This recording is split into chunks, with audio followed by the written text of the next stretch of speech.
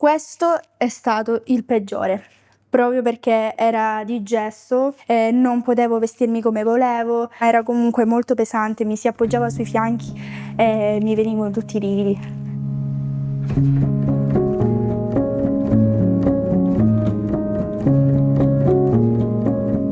Sono Tina Raffa, la mamma di Josephine Scarpacci, vivo a Barcellona, Pozzo di Gotto, provincia di Messina.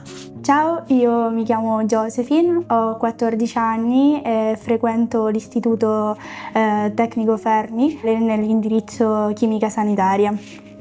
Sono Tonino Scarpaci e sono il papà di Josephine.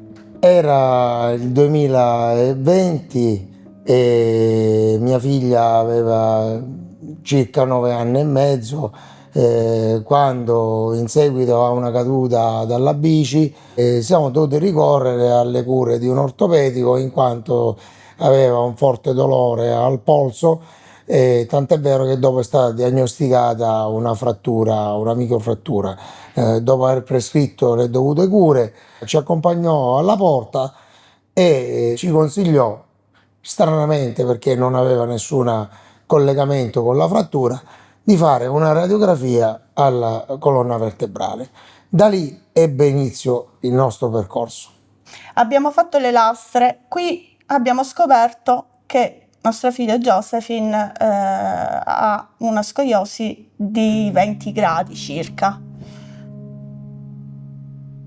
Quindi ci siamo rivolti a un posturologo, il quale ci ha consigliato di rivolgerci a uno specialista in materia per capire un attimino gli accorgimenti da adoperare in merito a questa scoliosi. Il medico che si è accorto che avevo questa scoliosi ha detto che comunque si doveva risolvere in qualche modo. Ciò che mi ha consigliato lui era o di mettere un busto oppure di fare l'intervento. Quindi ci abbiamo pensato abbastanza, è stato traumatico anche per la ragazzina. Mi è tremato tutto il corpo perché comunque era una cosa che non avevo mai pensato, mai potuto pensare.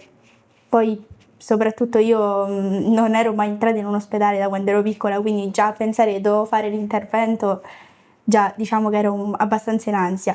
Per cui a un certo punto abbiamo cercato di trovare un'altra strada e ci siamo rivolti a un altro ortopedico, il quale ha ritenuto opportuno trattare la patologia con dei corsetti indossati 24 ore al giorno e quindi per contenere la curva, per far sì che insomma non andasse, non peggiorasse, ecco, non prendesse una brutta piega. Josephine è stata in cura con questo medico 3 anni, circa ogni anno cambiava un corsetto.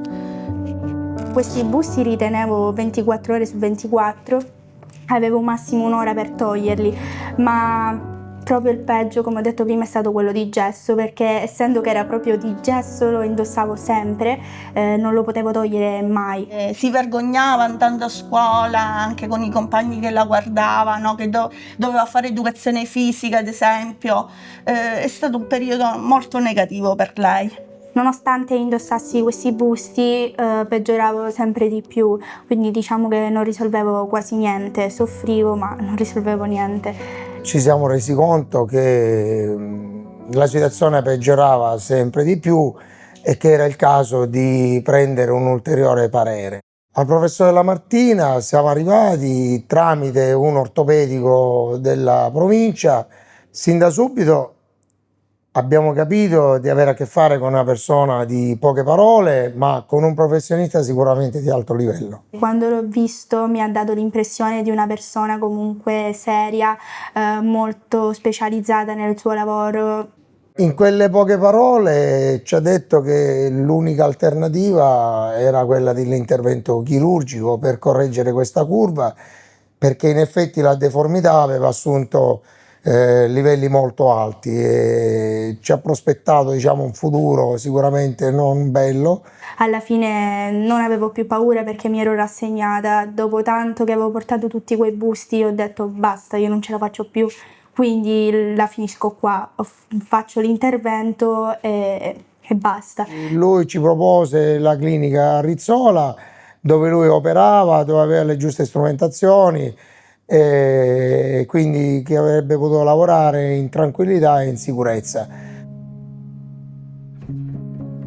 Questo è stato l'inizio di un momento, di un periodo più che altro difficilissimo per tutta la famiglia, dover affrontare questo, diciamo, preoperatorio, in quanto l'attesa ci ha snervato per la preoccupazione, per l'ansia, fino a quando è arrivata la telefonata per recarci a San Donato di Piave. Emozioni. Sono momenti vissuti, quindi è normale. Sono momenti vissuti. Io ero qua per casa, nel momento preciso, che io non lavoravo, che non c'erano loro, perché quando ti arriva la telefonata è come se ti arriva una pignata d'acqua ghiacciata. Sì, sai che devi, ma un conto è pensi ora, domani arriverà, vediamo, un conto è quando ti arriva. Quindi per me, ti arriva la telefonata, allora così, l'intervento sarà già, con quando succede una condanna, secondo me, io non l'ho mai provato, ma quando succede una condanna, un indagato, diciamo, no? Secondo me arriva il momento che sai che ti danno una condanna, ma non sai quanto ne pigli, più o meno, sa, ma non sai. Quindi per me è stata una sentenza, fra virgolette, no? Tanta ansia. Ansia nascosta perché dovevo nasconderlo e dovevo farmi forte nei confronti verso mia figlia.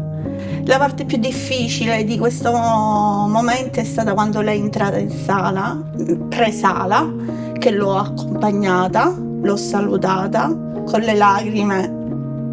Io non posso. Non ne parliamo.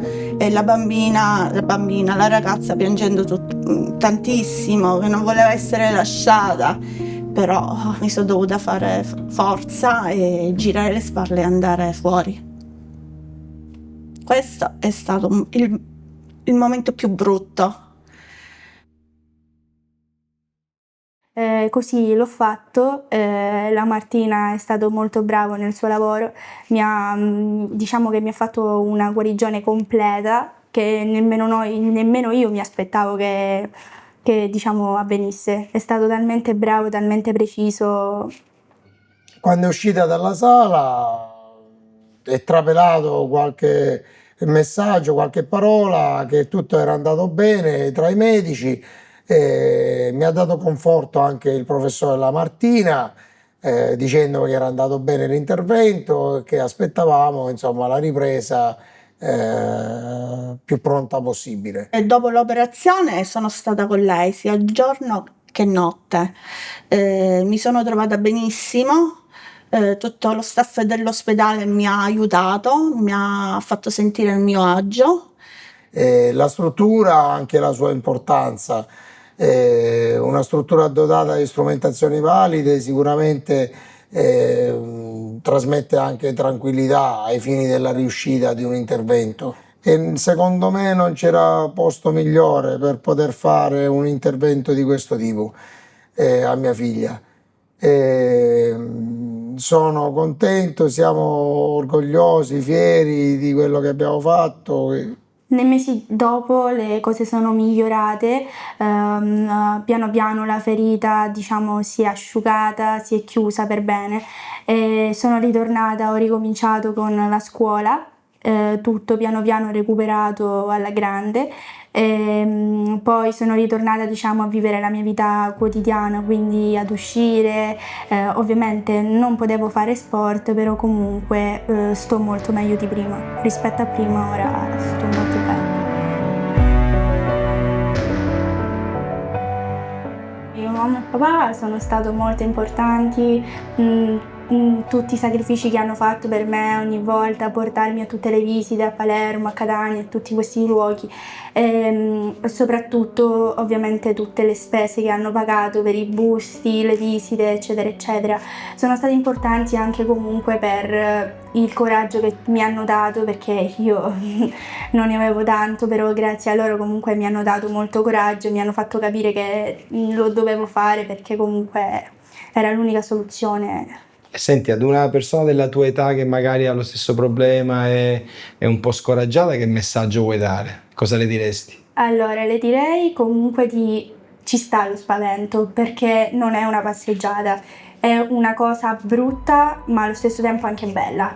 Bella perché ti aiuta a crescere, ti aiuta ad affrontare anche problemi, molti, ma soprattutto che non deve arrendersi.